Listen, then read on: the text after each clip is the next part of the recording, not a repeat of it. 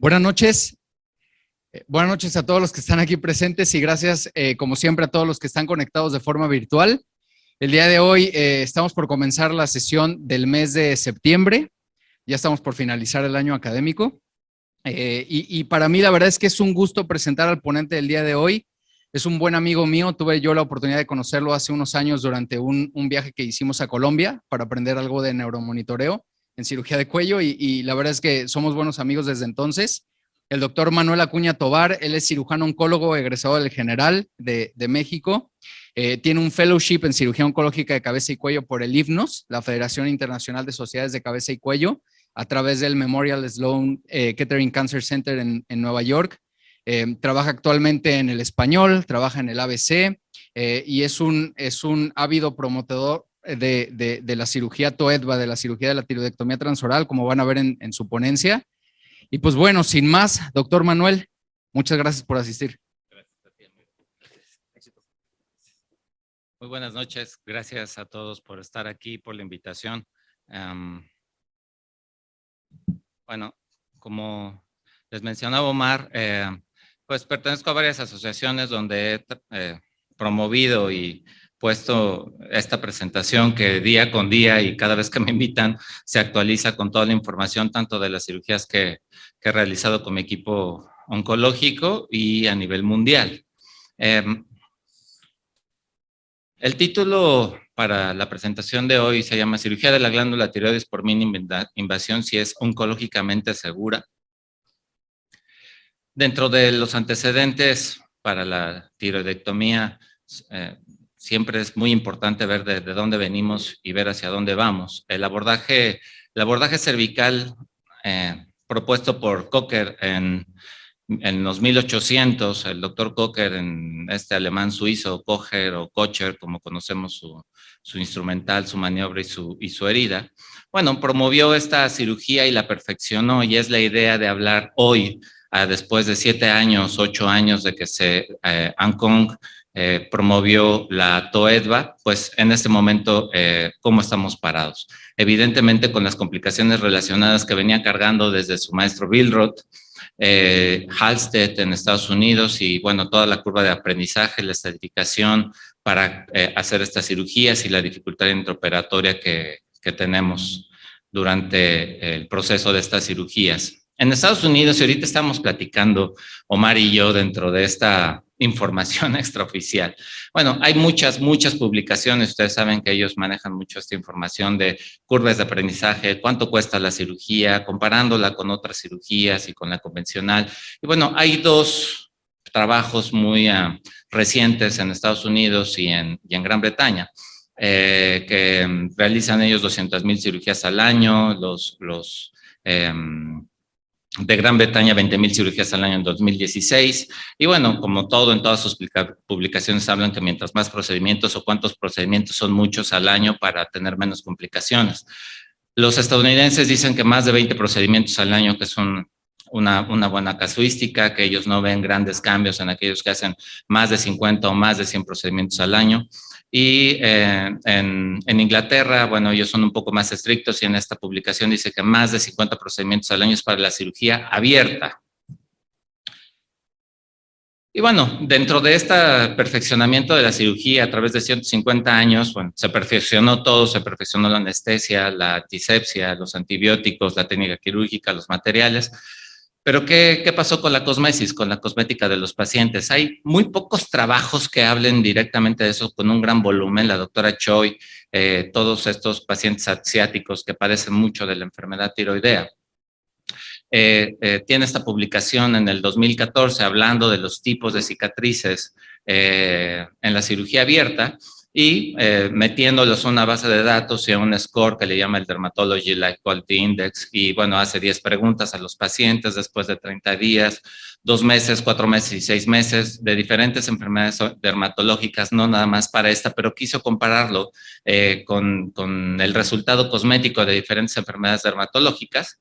Y bueno, los resultados son probablemente los que esperamos. Digo, estas heridas, no sé ustedes, pero seguramente pues no tenemos muchos de estos resultados, quizás la tipo C, ¿no? Pero digo, son estas muestras en su artículo, y es una foto tomada de su artículo, creo que son bastante aparatosas.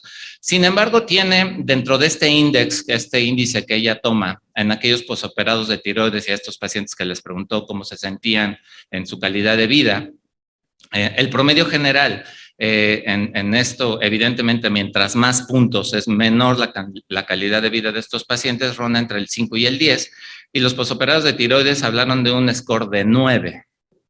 Y bueno, en ese número estaban los pacientes con lesiones psoriáticas y con lesiones de dermatitis atópica severa. Entonces, bueno, algo se tenía que mover alrededor de esto, y es por eso el motivo de esta plática. Dentro de todo lo que aplicamos y lo que bien hace Luis Omar y todos ustedes en cuanto a la cirugía oncológica de cabeza y cuello, tenemos pues muchas incisiones, técnicas quirúrgicas, los diferentes sitios y subsitios del cuello, y las etapas clínicas y el tipo y el momento del paciente que tenemos, ¿no? No podemos hacer a un paciente una cirugía mínimamente invasiva con un recientemente radiado con quimioterapia, etcétera, ¿no? Entonces debemos de adecuar los procedimientos a cada tipo de paciente.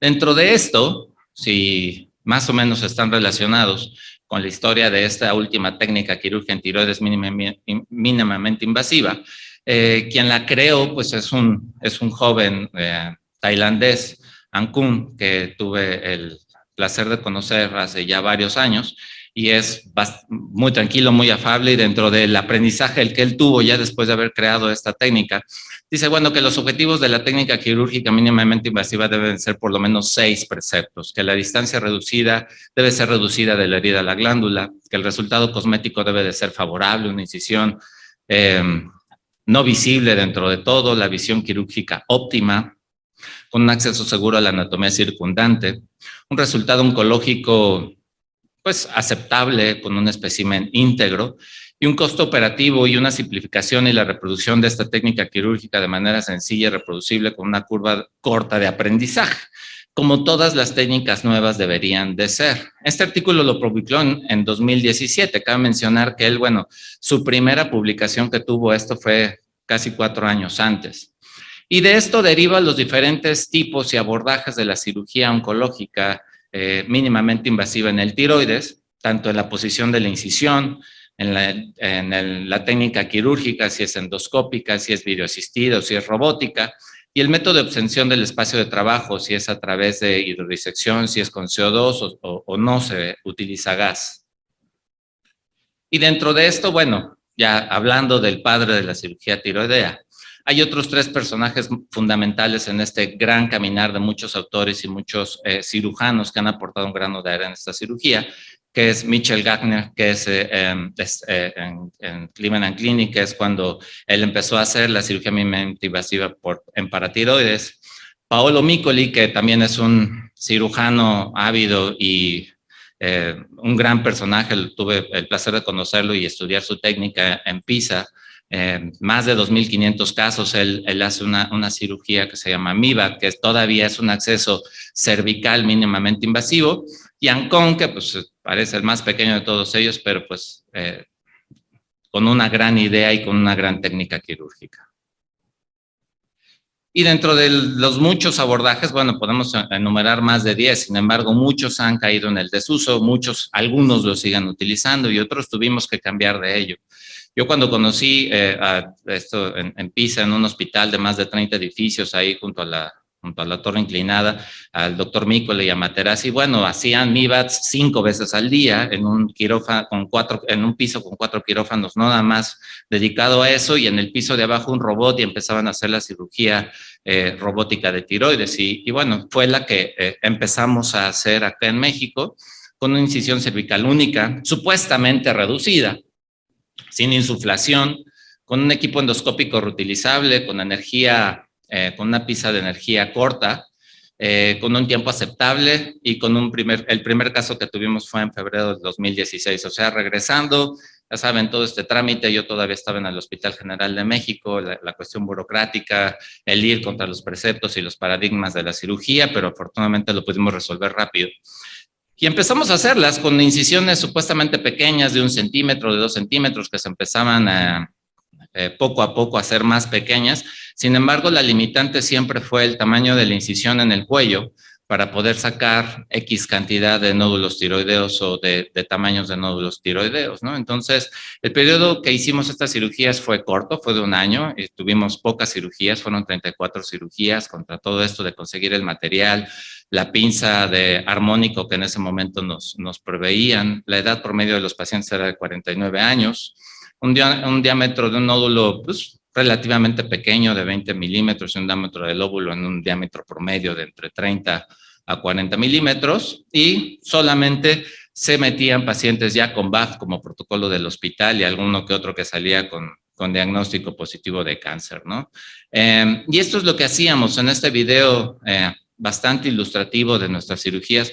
Usábamos un disector de Penfield que usa neurocirugía, un separador de Leahy o un ARMI, y con la cámara y con la pinza de armónico empezamos a disecar la tiroides y como ustedes ven, pues es un lóbulo pequeño. Empezábamos a aprender a usar inclusive las pinzas de armónico. Y por eso es que inclusive tenemos un caso de conversión, un paciente que evidentemente no hicimos bien el sello y a los 20, 30 minutos de operado empezó a sangrar y lo tuvimos que meter a operar, ¿no? Había pocas complicaciones posoperatorias, puesto que los casos estaban muy bien seleccionados. Sin embargo, como les menciono, esto no nos daba más porque nos quedábamos con esa sensación que aunque las heridas eran pequeñas, pues quien hace un volumen importante de cirugía tiroidea, una herida así probablemente inclusive sin cámara y sin pinza armónico perfectamente lo hace, ¿no? Entonces, sin embargo, pues todos estos análisis de los metaanálisis y las comparaciones en la cirugía abierta, aunque tenían un empate en toda la cuestión de complicaciones y resultados oncológicos, sí tenía un buen resultado favorable en la cuestión cosmética. Entonces, y es por eso que los italianos lo siguieron usando. Después de esto empezó paralelamente diferentes grupos a buscar otros accesos remotos extracervicales, y uno de ellos fuera el axilar, el famoso BABA, el abordaje bimamario, y empezó a complicarse mucho más esta cirugía, ¿no? Como cirugías como estas, con un abordaje biareolar, puesto que si entrabas por un lado de la axila para sacar el lóbulo izquierdo, y resultaba que era cáncer, pues no podías sacar el otro lado y tenías que accesar del otro lado o entrar directamente aquí como está pintado esta paciente a sacar una tiroidectomía total con estos abordajes que no tenían ya nada de mínimamente invasivos, ¿no?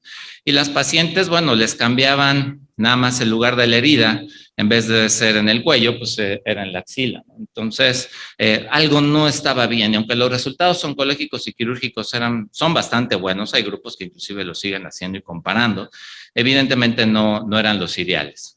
Y viene el primer artículo de Ancún, y el título era TOEDBA, First 60 Human Cases en el Journal de Cirugía Mundial en el 2016. Y bueno, esta reproducción y esta forma de publicar este artículo y esta tiroides han salido alrededor de 150 artículos a nivel mundial y todos reproducen más o menos los mismos resultados que Ancún, ¿no? Con pacientes con buenos resultados cosméticos. Esta es la primera fotografía de las pacientes que sacaba en su artículo con el abordaje transoral, rompiendo todo un paradigma de decir por la boca no, puesto por la boca va a estar infectado, se va a infectar la herida y por lo tanto era un sitio cuasi sagrado de no abordar el cuello por la boca. Paralelamente a él, Dionigi, Gian Lorenzo, que también lo conocí en Italia, un doctor, pues reprodujo a la par o casi a la par con Ancún estos procedimientos, y prácticamente a los 6 meses, 8 meses, 9 meses empezaron a publicar estos artículos de, bueno, ¿por qué necesitamos hacer la cirugía transoral? Y dentro de ello nos empezaron a salir las recomendaciones tanto de los grupos europeos e inclusive con los grupos americanos que ya habían ido a hacer cirugías con Ancún, y empezaron a sacar diferentes indicaciones, y probablemente una de las más importantes dentro de ellas es que el diámetro del tiroides puede ser increíblemente más grande, ¿no? Aquí dice que menos de 10 centímetros. Quien probablemente ha hecho este tipo de disecciones con un bocio multinodular en una tiroidectomía total, probablemente a lo mejor rebasamos perfectamente bien los 10 centímetros, ¿no? Los nódulos dominantes de diferentes consistencias y tamaños, inclusive lesiones y tumores con cáncer ya diagnosticado de manera temprana e inclusive con sospecha de actividad nodular central. Algunas contraindicaciones empezaron a salir también en estos artículos, sin embargo, con el paso del tiempo se fueron reduciendo ya teniendo los grupos un poco más de experiencia. Razavi, que está en Estados Unidos, sacó una actualización de este artículo y evidentemente eran como 5 o 6 indicaciones que ya no salían. Y por eso, pues empezamos a hacer TOEPA, ¿no? Y aunque yo indirectamente al principio conocía la técnica, pues ya después nos tuvimos que actualizar para poderla hacer. Al principio la hacíamos transnasal, porque así decía la técnica, ¿no?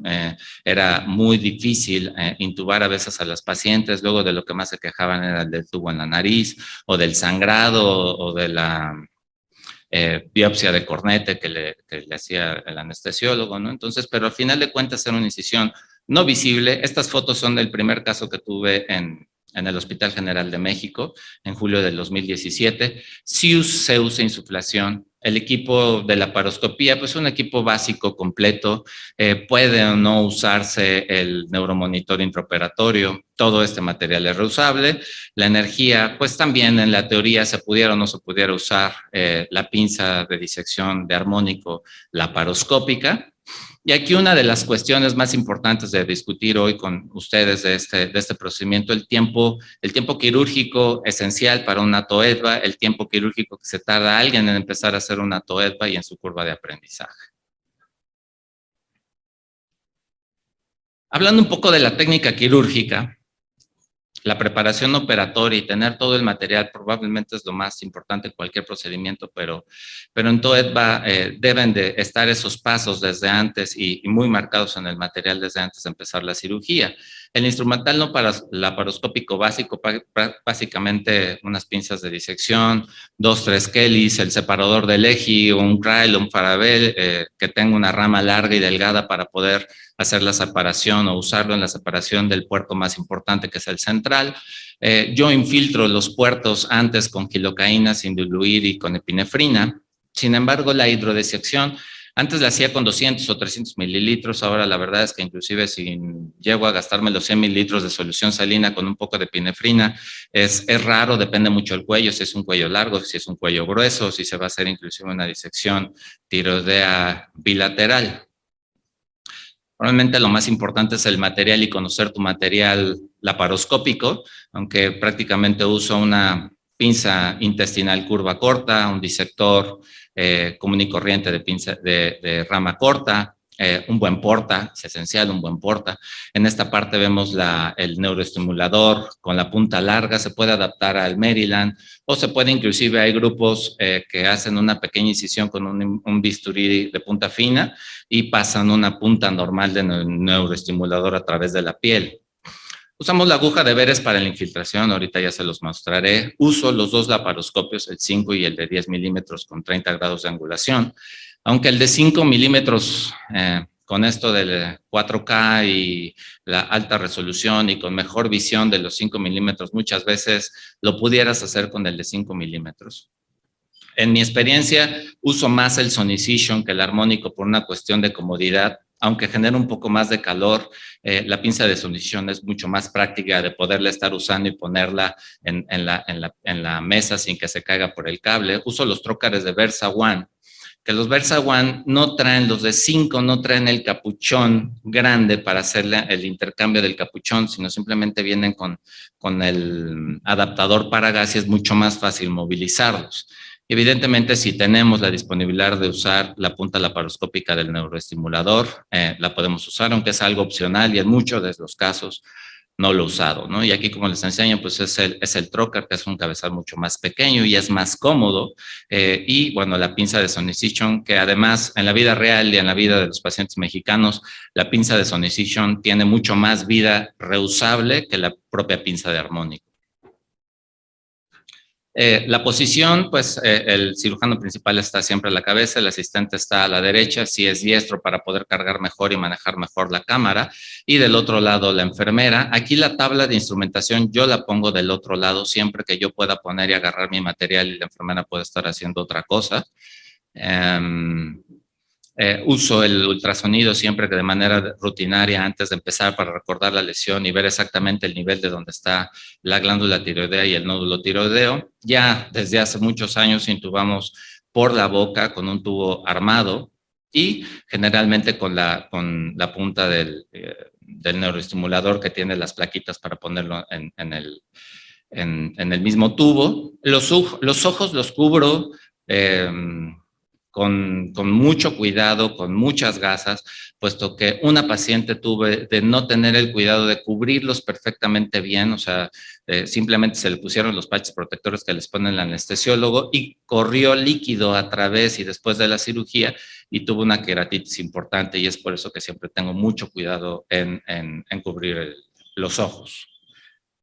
Y bueno, ya hablando de los trócares y del espacio de trabajo, usamos convencionalmente lo que dice la técnica, entramos por el espacio vestibular, tratando de cuidar mucho la anatomía del músculo submentoniano, del ligamento inframentoniano, para poder disecar y abrir esa zona, en la zona del puerto principal.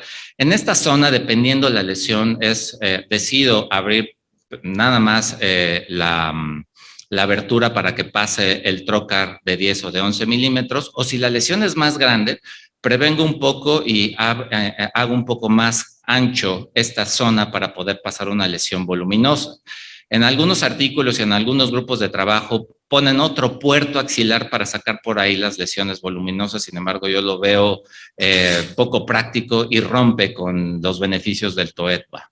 Los otros dos puertos son de 5 milímetros y abrimos todo un espacio subplatismal que bueno, aquí les enseñaré un poco. Antes se hacían los puertos mucho más centrales y más abajo pegados a los dientes con el riesgo de darle o llevarnos más ramas del nervio mentoniano y es por eso que la movilidad inclusive al poner los puertos mucho más pegados al labio hacen que no haya un acortamiento del frenillo, que no haya un acortamiento o un cambio ahí en la anatomía del labio y tengamos mucho más movilidad en conjunto con estos trócares que les digo. Yo por hacerlo como parte del protocolo de infiltración de estos 10 mililitros de disección del platisma, uso el ultrasonido también intraoperatorio para seguir completamente la aguja y poderlo poner todo el líquido debajo del platisma. Muchas veces si la hidrodisección se queda muy superficial o el músculo está muy bien arraigado hacia las capas profundas, a la fascia superficial, la disección queda incompleta o en diferentes planos y ya cuando entras lastimaste el músculo y eso probablemente funcionalmente no tenga ningún problema, sino que cosméticamente después los pacientes pueden tener un poco de más fibrosis por esos niveles y esa inflamación que pueden tener, inclusive equimosis. Y es por eso, usando el separador del EGI o cualquier otro que tome una rama larga, junto con la epinefrina, con xilocaína, bueno, trato de proteger mucho esta zona de la boca del paciente o de la paciente. Este caso fue del martes, siempre me sirve actualizar la plática con casos recientes. Como dicen en toda la técnica, ya no se usa el electrocauterio en esa zona, sino se hace un túnel amplio con la Kelly para no quemar las ramas del mentoniano y para no generar más fibrosis por calor en esta zona, que es la más visible. Los trócares que les digo de 5 milímetros Versa One pues son bastante pequeños en comparación con el resto de los trócares y puedes maniobrar mejor, no estás chocando con el camarista. Es muy importante poner toda la atención cuando pasas el trócar de 10 milímetros en la zona medial. Tuve dentro de mis primeros casos una perforación de la piel por pasar un trócar con cuchilla activada. Prácticamente ya no los paso con cuchilla activada y pasan deslizándose para que no tengan ninguna cuestión de lesión ahí en la piel. Y bueno, ya teniendo la hidrodisección, ya habiendo puesto los trócares, pues ahora sí viene el tiempo formalmente quirúrgico, ¿no? En esta parte roja que ven acá abajo ya son los músculos infraoideos, quedó el músculo platisma por encima. El resto de la disección para hacer el espacio se puede hacer con tijera, con el gancho o con la pinza activa la placa activa del armónico. Eso es mucho a preferencia de cada quien, pero sí debe de quedar completamente amplio y muy visible el esternoioideo para que cuando uno lo diseque pueda arrastrarlo bien. Si uno no diseca bien el esternoioideo, por hacer un espacio pequeño, uno va a sufrir porque no lo puede extraccionar de manera correcta. Dentro de la técnica, una de las partes importantes que se usa insuflación y muchas complicaciones que pueden pasar, una de ellas es el enfisema subcutáneo severo o inclusive problemas con la hipercapnia que puede generar. Entonces, dentro de estos preceptos que también en algún artículo publicó Ancún, nos dice que la presión debe de ser una presión baja, 6 milímetros de mercurio y un flujo alto, limitar intermitentemente como lo hacemos en todas las cirugías de la laparoscopía, la chimenea, sobre todo cuando estamos activamente quemando, que con el anestesiólogo, con el tubo, tengo un monitor, un capnógrafo para estar viendo que no se, el CO2 es salado, no suba por arriba de 45 y que esté monitoreando esas curvas. Y la aspiración del enfisema al concluir el procedimiento, siempre cuando ya se traen los trócares y ya se va a dar por terminado el acto quirúrgico, activamente darle un poco de masaje a ese enfisema junto con la cánula de aspiración hasta el final, ayuda bastante para que ese enfisema rápidamente difunda. De todos modos, la difusión de ese CO2, a diferencia del oxígeno, como en los enfisemas subcutáneos por cualquier problema pulmonar, pasa alrededor de 6 a 8 horas. El paciente inclusive antes puede estar sin el enfisema. Y ya dentro de esta disección, la siguiente parte es la disección de la línea media. Quien haga este tipo de cirugías entenderá que en la cirugía abierta es un paso que hacemos probablemente en un minuto. Entonces, dentro de la curva de aprendizaje es muy importante orientarse y ver exactamente dónde está la línea media para no maltratar los músculos. El tejido se ve en esas características, puesto que fue disecado con el armónico y además tiene la solución con epinefrina. Sin embargo, encontrar la línea media en pacientes en general en todos los pacientes, puede a veces pasar un dolor de cabeza. Entonces debe orientarse muy bien, encontrar muy bien la escotadura external y con el gancho, que probablemente es la herramienta más útil dentro de la disección en espejo en la tiroidectomía, nos ayuda mucho para hacer esta disección, ¿no? Esta fotografía es de aquí del Congreso de hace 2-3 años de Guadalajara, el ESMEO, presentando algunos de los casos también de TOEDVA. Y dentro de esta disección, en esta parte de acá arriba, sí se ve mi flecha, ¿verdad? En la parte de arriba, lo amarillo es el esternotiroideo ya disecado, y la parte roja o el músculo inferior, pues es el esternotiroideo que estoy disecando con una pinza de ángulo y el disector. Probablemente el paso más difícil, el paso dentro de esta curva de aprendizaje, es la disección del pedículo superior en la tiroidectomía. Antes, la disección, inclusive para los que hacen tiroides en 2, 3, 4 veces a la semana, prácticamente la disección del esternotiroideo en cirugía abierta uno no lo ve y tracciona perfectamente uno el lóbulo superior hasta ver la rama anterior de la arteria tiroidea y en ese momento empieza uno a disecar. Sin embargo, aquí, al estar la vista en espejo, uno tiene que disecar hasta arriba el esternotiroideo. Yo ya no lo corto, antes lo cortaba, aunque no genera gran problema de disfagia o de disfonía en el paciente. Ya no es parte de la técnica, muchos lo recomiendan, simplemente disecarlo bien hasta arriba hasta que veas la rama de la arteria tiroidea, es más que suficiente para poder disecar el lóbulo. Y en esta fotografía probablemente está mucho mejor explicado esta parte, el espacio de Joll. Es este espacio donde uno ya empieza a disecar el pedículo superior en su parte medial, despegándolo de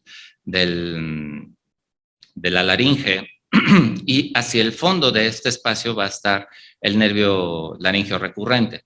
Sin embargo, hacer este paso representa tener bien expuesto el esternoioideo, el esternotiroideo, tener perfectamente localizado el lóbulo tiroideo, que parecería como de risa, pero a veces el lóbulo, como ahorita lo verán en un video, está completamente escondido, retraído por la presión del gas o por la anatomía del paciente, y entonces hay un momento de que puedes perderte, ¿no? En esta parte también es importante, ya teniendo hasta tener perfectamente disecada la raíz del esternotiroideo, poner la rienda, y la rienda es muy importante y es un paso que te puede llevar un minuto y ahorrarte la separación y el tiempo necesario para poder hacer la disección del lóbulo tiroideo.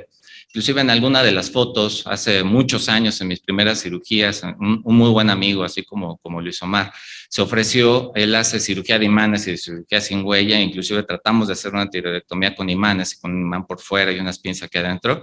La verdad es que fue muy engorroso y perfectamente lo puedes hacer con un punto bien puesto, ¿no? Ahí, como les digo, trato de separar nada más la raíz del externo tiroideo sin desarticularlo, sin cortarlo.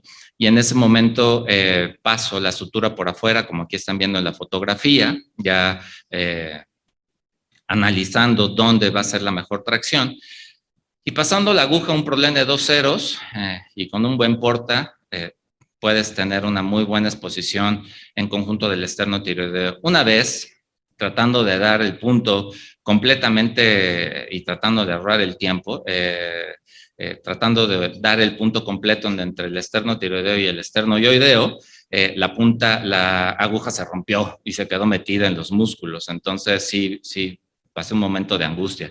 Es importante hacerlo en 2 tiempos siempre, viendo muy bien la raíz y la punta del externo tiroideo y del externo yoideo, y regresar la aguja exactamente de donde uno la puso, ¿no? Y la tracción por fuera, pues va a ser con una pinza Kelly sin mayor tema. La aguja sí la encontré, por si estaban con el pendiente. Entonces, y queda así traccionado, ¿no? Y uno lo puede empezar a mover dependiendo si empieza uno a traccionar o disecar más los músculos de manera dinámica. Una parte que también es opcional y que es un aparato muy importante durante mucha cirugía oncológica. Yo no nada más hago cuello, hago cirugía laparoscópica, colon, intestino, estómago, hígado, pulmón. En pulmón las endotentomías con el verde indocyanina es de mucha utilidad. En esta parte, saber usar el verde indocyanina también nos va a sumar un poco más, igual que el neuromonitor, para poder encontrar rápidamente nuestra glándula paratiroidea y poderla dejar con su pedículo sin mayor tema, ¿no? En este paciente, bueno, también lo usamos al momento ya de disecar el pedículo superior y entrar y terminar con el espacio de Yol, pues perfectamente ahí se ve la glándula paratiroidea en este paciente. Sin embargo, hay pacientes con un cuello voluminoso, con mucha adenopatía o grasa en el compartimento central, y entonces pudiera ser un dolor de cabeza realmente definir cuál de ellas es la glándula paratiroidea, ¿no? Y son esos dolores de cabeza que uno no quiere ver en el reporte de patología, que se fue una glándula paratiroidea. Entonces, usando el verde indocyanina cuando está disponible, con 1 mililitro, el verde indocyanina algunas veces ya viene diluido, y si no viene para diluirse en 10 mililitros, con 1 mililitro 1 minuto antes de la disección,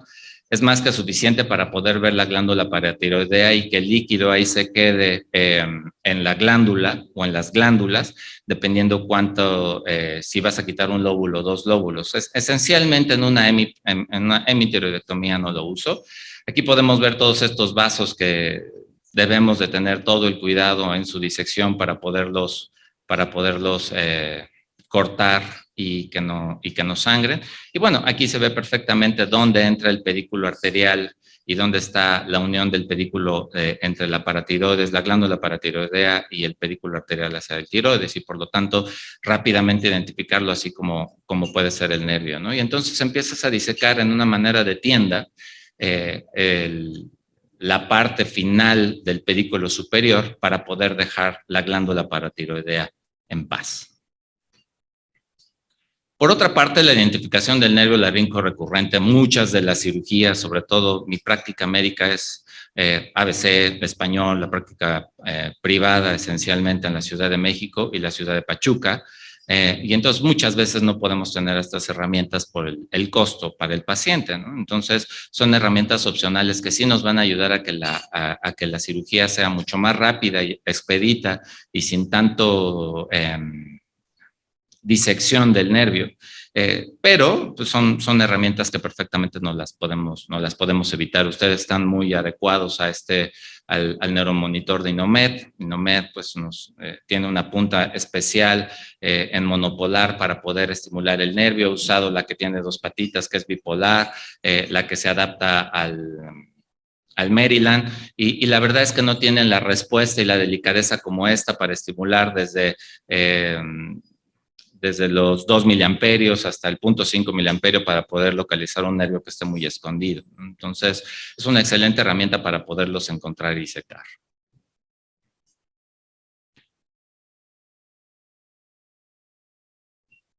En esta parte pues, estoy haciendo la disección, como ustedes conocen muy bien el neuromonitor, y desde 0.5, 1.5, dependiendo de la distancia, pues ya empieza ahí a rebotar y los de la sala de al lado empiezan a quejarse por el ruido del rebote del nervio, ¿no? Pero es importante escucharlo, es importante estimularlo. En el curso que fuimos Luis Omar y yo, inclusive, y el que ustedes tuvieron hace poco con él, la fortuna de hacerlo, el estimular, el poner una gasa sobre el nervio, la despolarización del nervio cada vez es menor o empieza a haber una lesión que nosotros creemos que no existe y le empezamos a poner gasas y agua encima, etcétera, y es importante tratarlo con cuidado.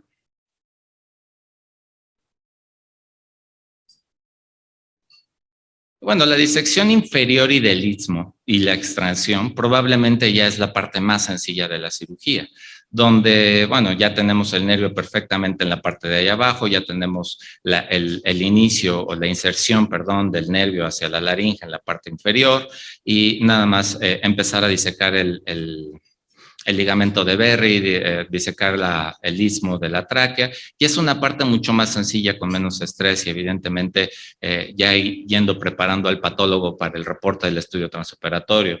Puedes usar un endovac, dependiendo del espacio, si es un paciente femenino con un cuello corto, un cuello delicado, probablemente el endovac no va a servir porque es una bolsa muy grande.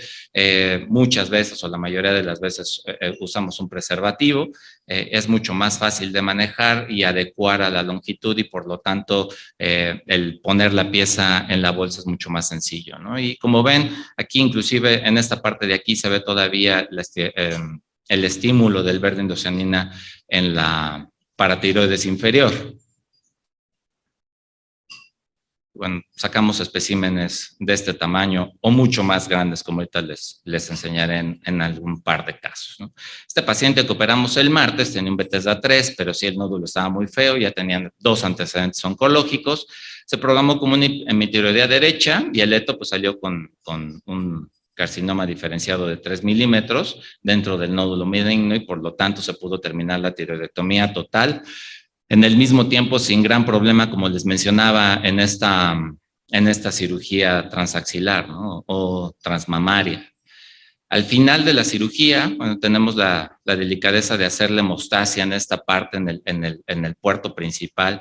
Prácticamente es donde la piel se va elongando, los tejidos se van elongando y por lo tanto hay que ser muy minuciosos con la hemostasia. Y el cierre puede ser con cualquier tipo de sutura absorbible 4 ceros, muy pegados hacia la mucosa para que no haya un acortamiento de los tejidos y probablemente sí un punto de fijación y encaje en la parte inferior.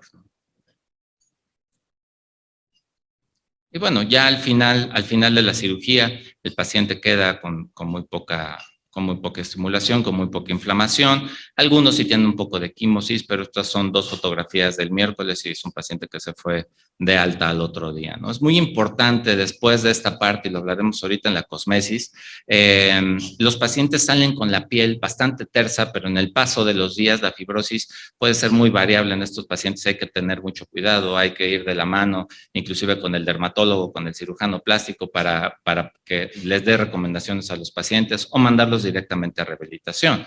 Y de tener una paciente como esta, que fue la primera cirugía en 2017, bueno, ya la mayoría de las pacientes, si bien no salen con equimosis, salen con muy poca inflamación del cuello y estas son fotografías a los 2, 3 días de haberse operado. Dentro de las preguntas y conclusiones a través de los años, que bueno, eso fue la técnica quirúrgica y el motivo de la plática, hablar de estas preguntas, es un procedimiento comparable al convencional, evidentemente tiene todas las bondades de un procedimiento oncológico favorable, un procedimiento oncológico seguro, es un abordaje y un procedimiento endoscópico mejor que los demás. Estoy convencido que sí, yo dejé de hacer las MIBAs hace mucho tiempo, solamente un paciente con un carcinoma papilar de tiroides que invadía el laringio recurrente la tuve que convertir y prácticamente le hice un MIBAT, una pequeña incisión para terminar la cirugía por ambos abordajes, pero sin embargo yo abandoné el MIBAT y desde que vi el abordaje axilar me pareció demasiado invasivo, ¿no? Si con esto abordamos 5 centímetros, una parte muy pequeña del cuello, no sé cómo queda la fibrosis o qué hacen para que la fibrosis en los abordajes axilares, bilaterales o mamarios, pues no sea un tema. Es un procedimiento cosméticamente favorable, sí, con estos bemoles y estos temas que les digo. Es un procedimiento reproducible, sencillo y rápidamente. Probablemente no, ahorita hablaremos un poco de la curva de aprendizaje, pero el costo es aceptable. Sí, yo considero que los costos ya optimizando los recursos en la vida real en un paciente completamente privado puede salir igual que una vesícula laparoscópica. Es una fotografía, muchas de mis cirugías las hago solamente con mis residentes, no necesitas más que un buen R3 o un R4 para que te esté camareando. Y bueno, dentro de estas preguntas y tratándolas de resolver con la evidencia o con medicina basada en evidencia, Ancón publicó en el JAMA en el 2018 un gran artículo ya con 425 casos donde nos dice que pues, tuvo 3 conversiones por sangrado, 25 casos con parálisis temporal, pero él incluyó todos sus casos desde el principio en esos 425, 20 pacientes con seroma manejado con aspiración, un tiempo quirúrgico prolongado que el control sin lugar a dudas y complicaciones sin diferencia entre grupos. Ancón, pues, nos conocemos, platicamos a veces por mensaje de vez en cuando. Él hoy precisamente publicó que lleva 2.500 casos. Evidentemente lo invitan a operar a muchos lados y tiene un centro de concentración importante allá en Tailandia. Hablando del TOEDVA y en cáncer, esta gráfica me pareció muy ilustrativa de este año, de marzo del 2022, otro médico cirujano coreano, donde compara la cirugía de TOEDVA con cirugía abierta, con la cosecha de ganglios, con la tiroglobulina posoperatoria, tanto estimulada como no estimulada.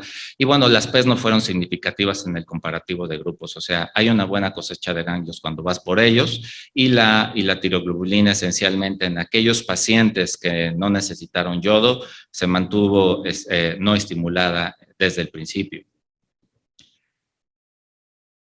Inclusive ha habido casos que te encuentras, como en todo, ¿no? Que te encuentras un carcinoma papilar de tiroides que invade poco a los músculos pretiroideos.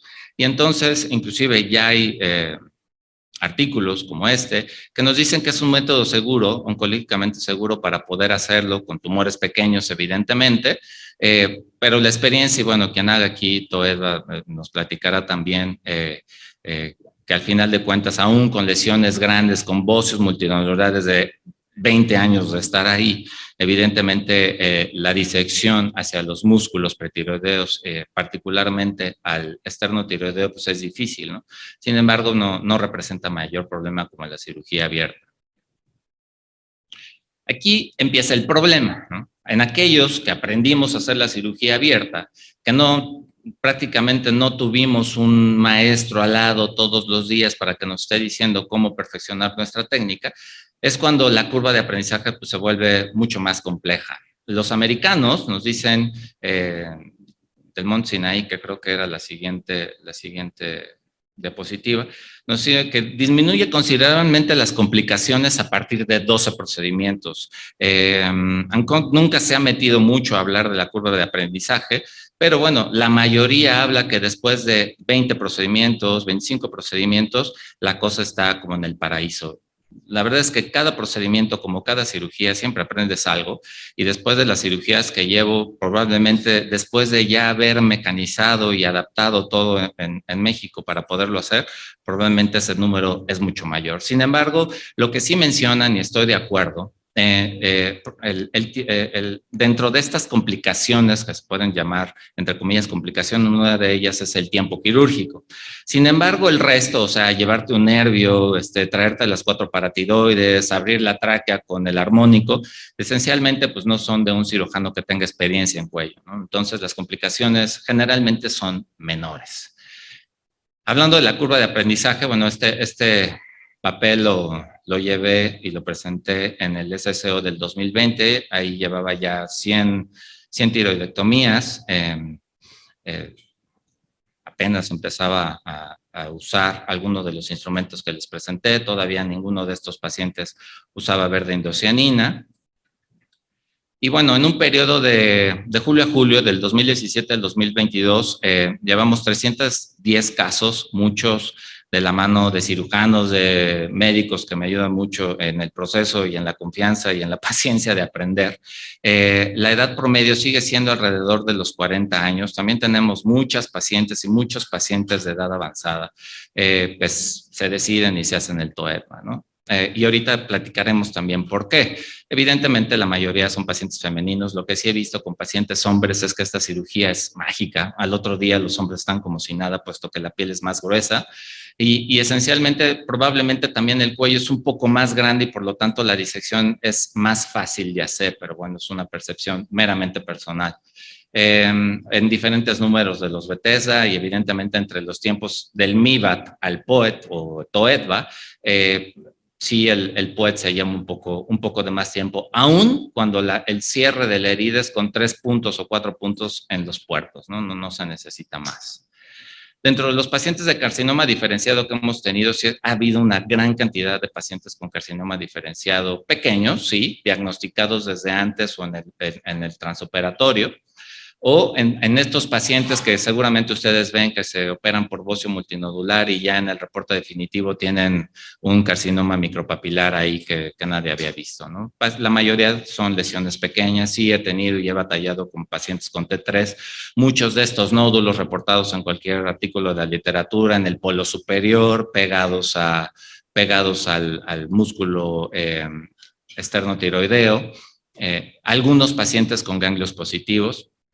Pero afortunadamente la tiroglobulina estimulada siempre ha llegado a ser menor de 1 en el 100% de los casos con o sin yodo radioactivo. La mayoría de los pacientes, y solamente con criterios de ganglios positivos, han recibido yodo radioactivo posoperatorio como parte del protocolo. Hemos convertido 2 casos nada más, que les comento por la invasión franca al nervio laríngeo recurrente, era un cochino nódulo muy pequeño de 1 centímetro, pero estaba metiéndose ahí, que tenía una biopsia negativa. Y este paciente que les comento del aprendizaje de usar el armónico, un sangrado posoperatorio en el 2018. Prácticamente estos pacientes no sangran, son pacientes bastante llevaderos, estos de 100, 150, 200 mililitros, la verdad es que fueron muy al principio. El sangrado posoperatorio sí es frecuente y evidente como equimosis leve, ¿no? Que se quita con Movilat o al paso de los días. Solamente una paciente con una equimosis moderada que necesitó pues, manejo por el dermatólogo. Quien diga que sus pacientes no tienen hipoestesia del mentón, no sé cómo los operan porque todo el mundo dice que no tienen hipoestesia, pero sí, la mayoría de los pacientes es natural y cualquier herida que uno abra en la mama, en el cuello, en el abdomen, en una pierna va a tener cierta hipoestesia por el corte de las fibras nerviosas superficiales, pero afortunadamente menos del 10% dura más de 3 semanas, que es lo esperado generalmente en este tipo de pacientes. Dentro de una complicación curiosa, importante, son los seromas. 2 los he tenido que resolver con drenaje. Cabe mencionar que yo no les dejo drenajes a los pacientes con tiroidectomía total. A ninguno le he dejado de manera convencional. Estos 2 pacientes tienen 2 particularidades que ahorita se los comentaré. Y bueno, disfonía temporal en el 3%, hipocalcemia temporal en el 26%, evidentemente en aquellos pacientes con tiroidectomía total. Bueno, estos son algunos de los resultados a lo largo de los años. Este paciente hombre, masculino, prácticamente esto es una fotografía el otro día de haberlo operado, la mayoría de los pacientes masculinos así se recuperan, no hay un acortamiento del frenillo, no hay molestias generalmente en el paso de los 2-3 días para comer, los pacientes comen a las 4 o 5 horas una dieta líquida, pudieran comer más cosas si es que tienen hambre y un buen aseo después de cada comida es más que suficiente sin limitar porque haya alguna infección en la herida, ¿no? Yo no he tenido ninguna infección en herida quirúrgica. Disencia sí en una paciente, sin embargo, con manejo conservador fue una disencia muy leve del puerto principal, pero nada más. Es el resultado cosmético que esperábamos en una cirugía de mínima invasión. Probablemente sí, puesto que realmente no tenemos una herida en el cuello y es lo que tantos años nos ha llevado a entender para este tipo de cirugías. Pero algo que aprendimos en el camino es que la recuperación de estos pacientes es increíblemente más rápida. A diferencia del MIVAT, que pues, termina siendo una cirugía de cuello, o de los abordajes axilares o los abordajes mamarios que las pacientes pues, se recuperan lento, puesto que son abordajes muy invasivos. Estos pacientes al otro día, la mayoría evidentemente se van a su casa de alta, algunos les pedimos una mentonera, un barbicuello, dependiendo del tipo de anatomía. Este paciente que operamos al otro día llegamos o en la noche llegamos a pasarle visita y lo traía así como collarín en el cuello, o sea, la verdad es que es como parte nada más de la protección de estos pacientes. Sin embargo, como hay menos limitaciones relacionadas a la cicatrización, probablemente la recuperación por eso es más rápida. Y eso algunos, como Chen en el Head and Neck, lo publicó en el 2020, que la mayoría de los pacientes en esta comparación entre abierta y laparoscópica y entre los pacientes y los cirujanos que los operan, pues la satisfacción es mucho más homogénea y positiva en estos pacientes. Esta paciente lo operamos hace semana y media, realmente fue una tiroidectomía total en un cáncer papilar de tiroides con disección central. Esta es una fotografía a las 24 horas, al día 3, y realmente ahorita la paciente de lo que está sufriendo es lo que les digo, de esa pequeña fibrosis en la región central, que yo supongo en esta zona, puesto que es una zona que no hay músculo platisma, entonces está más expuesta a la piel o el tejido subcutáneo a hacer fibrosis. Sin embargo, con estos movimientos que muy pocos abordan, pero estar haciendo movimiento del cuello desde temprano, el masaje, el hacer radiofrecuencia, ultrasonido casero, es más que suficiente para que los pacientes se recuperen. Inclusive pacientes que tenían mucha grasita y en esta situación de la liposucción de cuello prácticamente sacan 10, 15 gramos de grasa y lo que hacen es darle calor al cuello, ¿no? Y es por eso que inclusive la cosmesis de estos cuellos pudiera hasta mejorar sin ser evidentemente un objetivo principal de la cirugía, ¿no? Yo, como les menciono, siempre ahí traigo mi ultrasonido para revisar a los pacientes y ver cómo estaban las lesiones, sacamos bocios de ese tamaño, y evidentemente salen por la cicatriz en su bolsita. Estas complicaciones afortunadamente no se han repetido, están muy en relación por cerrar la fascia superficial con Vicryl o con cualquier material reabsorbible. Por estar allí en esa zona, el cuerpo los empezaba a rechazar estos hilos y empezaba estas dos complicaciones de estas dos pacientes, afortunadamente además ellas dos, de hacer estos abscesos en búsqueda del rechazo a la sutura, ¿no? Al entenderlo, ningún paciente ya suturó la fascia superficial. Este es un paciente muy curioso de estos seromas que les digo que le tuve que poner un drenaje después, puesto que él tuvo un quiste tímico intratiroideo, paciente de 64 años, un nódulo tiroideo derecho complejo, por el tamaño y por las características, evidentemente no lo biopsié, lo metí a operar, un líquido muy achocolatado, cero que ver con un nódulo tiroideo muy grande, extremadamente pegado en el espacio pretiroideo. Y por esa disección y esa contaminación empezó a hacer ahí un seroma importante. Este paciente vive en Cancún. Y entonces me habló y me dijo, oiga, doctor, pues se me puso a hacer el cuello. Le digo, pues véngase, ¿no? Le pusimos un drenaje, un pequeño penroso en la línea media guiado por ultrasonido, con lavados de microdosina y afortunadamente, bueno, el cuello se pudo recuperar de manera favorable. ¿Qué tan costoso es hacerlo? Como les decía, bueno, es fútil, es inútil. o de más poner una fotografía con los costos que dan los americanos o los europeos, puesto que no se compara con lo que pudiera costar en una cirugía aquí. Mucho de mi práctica al inicio de estas pacientes fue en el Hospital General de México, después en la Ciudad de México, la mayoría con gastos médicos mayores, pacientes en Hidalgo, la mayoría pacientes particulares, entonces, y muchos médicos que, gracias, que me han invitado a operar de sus pacientes. Entonces, sí, un mix de muchos pacientes y el consenso, evidentemente, que el costo va a ser mucho dependiendo de qué tipo de tiroidectomía es, qué tipo de hospital es y, evidentemente, dónde lo vamos a realizar. Pero, como les digo, termino analizando que el costo no debería de ser mayor que una colecistectomía laparoscópica y la renta, evidentemente, de la energía. El aprendizaje de todo de esta cirugía, bueno, que tiene una conmesis máxima dentro de los abordajes de mínima invasión en cabeza y cuello, una recuperación optimizada. Tenemos que ayudarle mucho al paciente a que mueva su cuello, a que no se haga fibrosis, porque si no, aunque haya quedado muy bien el cuello, definitivamente va a tener fibrosis y le va a molestar. Y bueno, aunque es un tiempo prolongado, y lo comentaba con Luis Omar, los primeros casos, que les mencionaba por ahí, andaba la foto que ya ni lo comenté con el imán, pues sí, eran tiroidectomías totales de 3 horas y media, ¿no? Y entonces, si no desilusionarse, pues sí decías, ¿qué puede ir mejorando? Y evidentemente nada más es la práctica, ¿no? Aunque afortunadamente, aunque la técnica podría ser relativamente compleja en esta curva de aprendizaje, el impacto del resultado quirúrgico nunca se vio comprometido. Y sí creo firmemente que sustituye cualquier abordaje remoto previo. Bueno, esto es lo que les venía a platicar un poco de la experiencia en TOEPA. Muchas gracias. Provecho.